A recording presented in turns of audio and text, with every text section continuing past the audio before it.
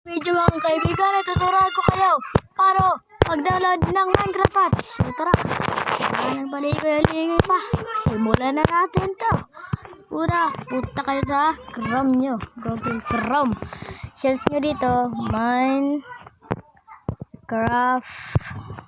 Patch.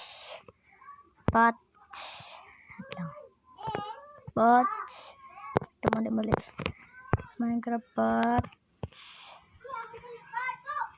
Patch download. Search nyo Minecraft Patch download. So, pinsin nyo to sa pinakauna. Itong pinakauna. Pinsin nyo yan. Pindutin yan. Wait lang. Tapos, ito na. Ganun lang. Pwede nyo na download APK.